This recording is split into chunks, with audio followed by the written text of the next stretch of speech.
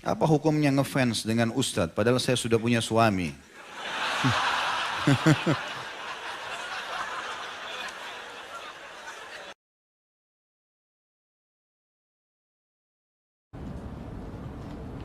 Contoh kain sutra yang tidak boleh dipakai laki-laki.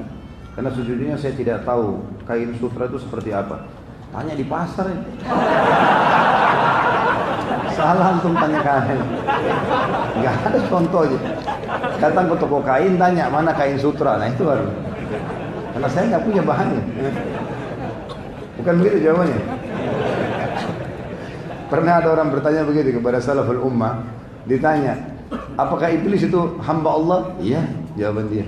Apakah iblis tadinya beribadah? Iya. Apakah iblis memang durhaka setelah itu? Iya. Apa iblis punya keturunan? Kata beliau, iya. Dalilnya mana? Allah berfirman, jangan kalian ikuti iblis dan keturunan-keturunannya, gitu kan? Kemudian, apakah iblis punya istri? Gitu. Kata beliau, iya. Siapa nama istrinya?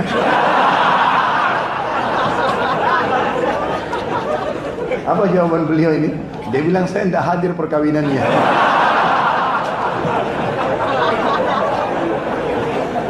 Sudah paham? Sama ini saya juga nggak pegang kain sutra.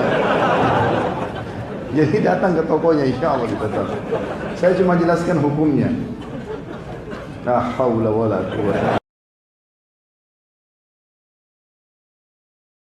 Adik saya masih kecil, malas mandi pagi. Saya ancam dengan video setan. Linsir wangi. Boleh kah? Enggak boleh, haram. Kenapa? Ajak mandi. Rayu, ajak mandi, angatin air, ajak main. Masa harus video setan? Jadi setiap mandi harus dilihat ini loh. La haula wala quwwata illa billah. Ada saja.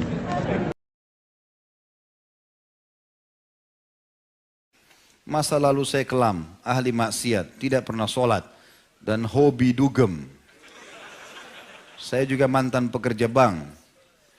Ingin saya tanyakan, apakah saya harus taubat nasuha atau taubat biasa saja? Tidak ada taubat biasa. Harus nasuha.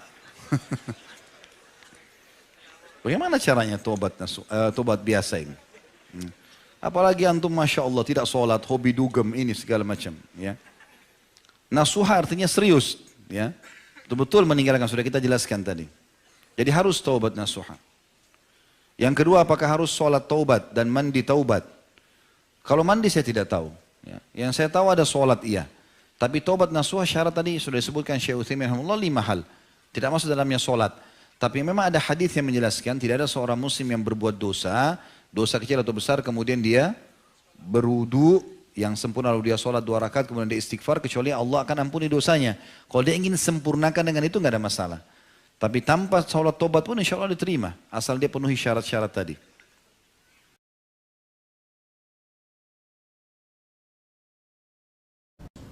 Setelah berhubungan suami istri, apakah boleh sholat wajib hanya dengan wudu tanpa junub, tanpa mandi? Nggak boleh lah. Ini iseng aja bertanya. Wajib mandi junub ya akhi. Atau mungkin yang nanya masih bujang kali ini. Belum punya pengalaman ya. Belajar dari Pak Yoyo. Ya.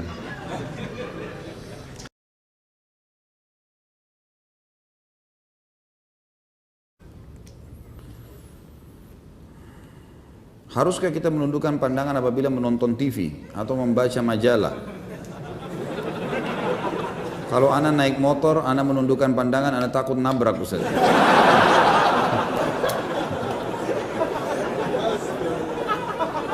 Ini nggak tahu, memang nggak paham bertanya atau iseng bertanya.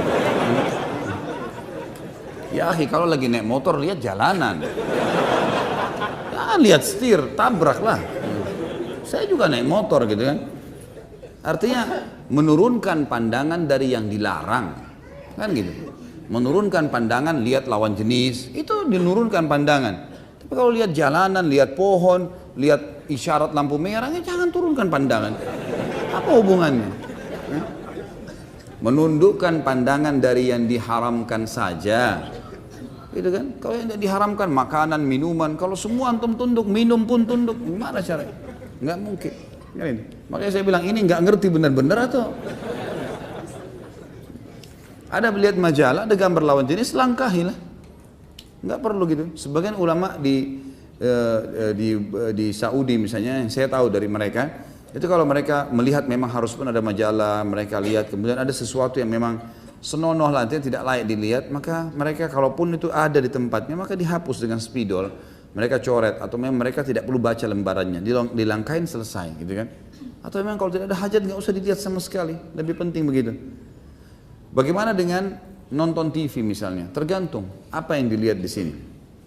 Ulama mengatakan ada hal-hal yang tidak termasuk dalam hal yang dilarang, seperti masalah majelis ilmu. Karena orang kalau ceramah dilihat, orang mau tahu orangnya, maksudnya dia ngomong apa, orang tahu. Di zaman Nabi SAW, Nabi SAW pernah membaiat para wanita, sahabiat, agar mereka tidak melakukan perbuatan-perbuatan zina dan seterusnya. Itu di hadapan Nabi SAW. Mereka duduk. Terjadi pada pembebasan kota Mekah, terjadi pada beberapa titik lah ya, beberapa kejadian.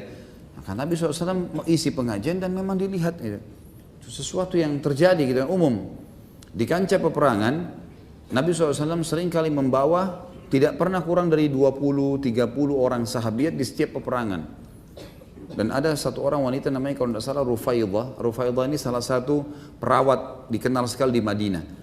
Jadi kalau ada laki-laki pun sakit dirawat oleh perempuan ini. Jadi mereka mengobati luka-luka para mujahidin. Nah ini keadaan-keadaan diistithnakan namanya, dikecualikan. Karena memang Nabi SAW membolehkan itu. Dalam majelis ilmu atau dalam pengobatan itu lain. Sekarang ada perempuan mau melahirkan, tidak ada dokter kecuali laki-laki. Maka laki-laki itu harus membantu dia melahirkan. Dia harus lihat auratnya. Itu darurat pengobatan. Beda hukumnya, gitu kan? Beda, ini beda. Kalau ada perempuan, alhamdulillah lebih baik. Tapi kalau nggak ada, gimana caranya? Ini sudah fatwa umumnya ulama, gitu kan? Jadi memang ada keadaan-keadaan tertentu yang tidak. Yang tidak boleh khalwat berdua, itu lain. Sekarang ada ustadz duduk berdua sama satu orang jamaahnya perempuan. Konsultasi nggak boleh. Kalau bukan tempat umum boleh. Kalau berdua nggak boleh. Kalau umum misalnya terus ada orang bertanya begini, itu lain. Hukumnya masih umum. Tapi kalau khalwat berdua haram, nggak boleh, jelas. Gitu. Jadi ini ada pengecualian seperti itu. Ya, sama halnya kalau di TV orang lagi ceramah kita tonton, yaitu nonton ceramah, gitu kan? Itu adalah insya Allah baik dan juga dijaga. Kalau kita merasa memang melihat itu adalah bisa merusak hati kita, jangan dilihat. Gitu. Dengar cukup dengar, gitu kan? Itu sudah cukup.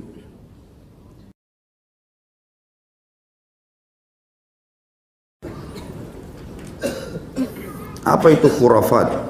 Apakah benar itu adalah nama seseorang yang diculik ke alam jin, lalu setelah beberapa lama dikembalikan ke alam manusia? Dari mana ini?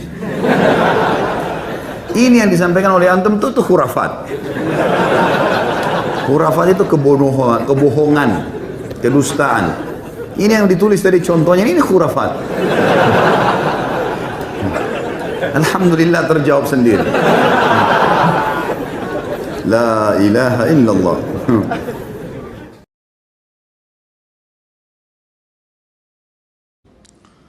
Bagaimana hukumnya berhubungan suami istri saat seorang istri membayar hutang puasa wajibnya di luar Ramadan? Batal puasanya? Nah. Ya. Sabarlah, ini suaminya. Masa nggak bisa sabar nih?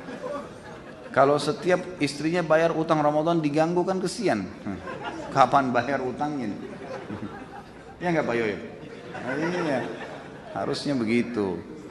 Jadi kalau istri lagi puasa pulangnya habis maghrib, jadi batal puasanya. Kalau memang dibatalin oleh suaminya batal, tapi ini tidak boleh semestinya. Semestinya si istri nggak boleh batalin, semestinya. Karena ini puasa wajib. Ketaatan pada manusia hanya kalau bukan berbau maksiat pada Sang Pencipta. Misal masalah sunnah, kalau puasa Senin Kamis, puasa Ayyamul Bid nggak apa-apa dibatalin. Tapi kalau bayar puasa Ramadan ini wajib, nggak bisa. Hak wajibnya Allah kalau ketemu dengan hak wajibnya makhluk, yang didahulukan yang mana? Hak wajibnya Allah. Karena ini bayar utang Ramadan hak wajib Allah. Jadi di sini suami berdosa kalau dia batalkan puasa istrinya, istri juga berdosa. Bukan udzur itu. Bukan udzur untuk membatalkan karena hubungan biologis ya. Ini juga nggak masuk dalam rukhsah, nggak ada rukhsah. Masih masuk dalam rukhsah kalau dia musafir malah, gitu kan? Lain kalau suami istri musafir, kemudian mereka membatalkan puasa dengan niat karena safar, maka itu boleh.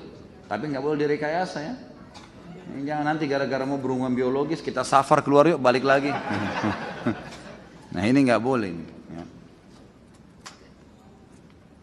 Tentu di sini kalau dia lakukan, Allahu alam. Pendapat ulama khilaf tentang kalau orang melakukan di bulan Ramadan, suami istri maka ada kafarah kan. Selain dia membayar utang Ramadan itu, misal suami istri di siang hari Ramadan berhubungan biologis, batal puasanya. Tidak ada rukhsah, bukan karena safar, bukan karena sakit, juga bukan karena udzur, gitu kan. Maka kemudian mereka batal puasanya karena berhubungan biologis. Ini selain bertobat kepada Allah, bayar nanti utang Ramadannya di luar Ramadan dan juga kena kafarah. Kafarahnya itu bebasin budak, kalau nggak punya maka puasa 2 bulan berturut-turut, kalau nggak punya maka memberikan makan 60 orang miskin, gitu kan. Tapi kalau misal di luar Ramadan, kayak pertanyaan ini, di luar Ramadan, ini yang berselisih pendapat ulama. Apakah juga orang yang bayar utang Ramadan kena denda kafarah kalau dia batalkan? Ini pendapat ulama, ada yang mengatakan tidak kena, ada yang mengatakan kena. Tapi pendapat yang paling kuat tetap kena.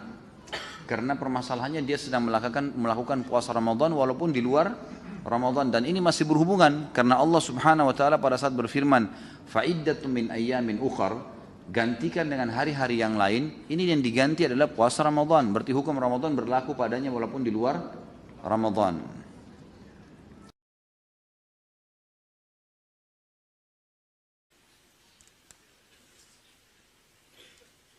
Apa hukumnya ngefans dengan ustadz padahal saya sudah punya suami?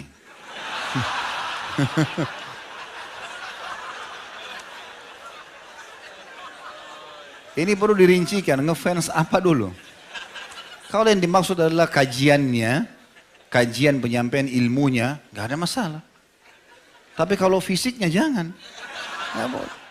Semua muslimah kalau sudah menikah, suamiku adalah rajaku. Sudah selesai. Gak ada lagi haram, tidak ada poliandri. Ya, gak ada. Hah? Tidak boleh. Ya. Kalau cuma pelajaran yang disampaikan, gak ada masalah.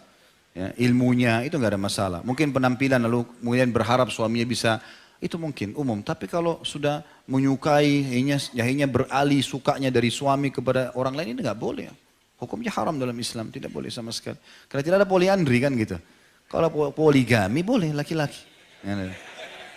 Pembelaan kepada sama jenis saya.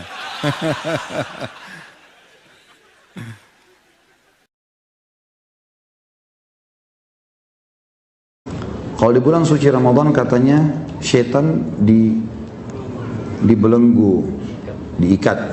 Tapi kenapa saya masih suka tergoda dan khilaf? Seperti batal puasa dan malas tarawih. Karena antum masih temannya syaitan. Syaitan dibelenggu masih bisa tergoda. La haula wa la quwata illa billah. Ini sahib. Jangan tergoda. Lawan kan syaitan. Sekarang saja kita bisa lawan syaitan, ya. Karena kan syaitan cuma bisikin ya. Itu perempuan, itu laki-laki, disuruh lihat. Kalau kita nolak, kan dia tidak menjelma depan mata kita, dia cekik, kamu harus lihat. Apalagi Ramadan tambah lemah dia, gitu. Mesti jangan, apalagi sampai batal puasa ini luar biasa. Ya? Jangan batal puasa dan sugestinya, niatnya harus kuat. Biar tidak sahur tetap mampu untuk puasa, gitu kan. Dan sekarang ini saya yakin syaitan lagi goda kita semua teman. Godaannya standar. Ramadan akan tiba, puasa sebulan, panas, capek, lemes, loyo, 1000 bahasa. A'udzubillahi minasyaitonir rajim.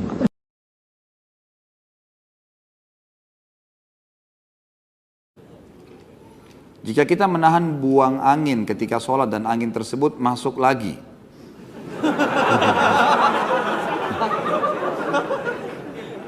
Apakah sholat kita batal? Gitu. Sesuatu yang belum keluar dari tubuh kita masih dianggap bagian dari tubuh. Saya kasih contoh. Kan meminum darah haram ya, sudah kita bahas yang lalu kan. Tapi kalau gusi antum berdarah, kemudian ketelan, haram nggak? Kenapa tidak? Hah? Nah, sudah pintar itu. Karena belum keluar dari tubuh. Jadi kalau masih dalam mulut, ini masih dianggap bagian dari tubuh kita. Sama dengan angin tadi. Belum keluar, antum merasa kayak masuk kembali ke Nah itu berarti memang belum keluar. Berarti bagian dari tubuh. Gitu kan? Hanya saja teman-teman sekalian, ada larangan untuk sholat kalau kebelet, kencing atau buang air besar. Masuk dalamnya adalah buang angin. Kalau antum merasa nggak enak mau buang air itu, jangan sampai sholat, nggak boleh, ada larangan. Nabi SAW melarang seseorang muslim untuk sholat dengan menahan dua keburukan. Maksudnya buang air besar dan buang air kecil. Allahu a'lam. Saya kira tadi nggak ada pertanyaan di bahasan ini. Rupanya banyak juga yang masalah kencing. Baik, subhanakallahumma bihamdika asyhadu an la ilaha illallah astaghfirullah wa atubu ilaih. Wassalamualaikum warahmatullahi wabarakatuh.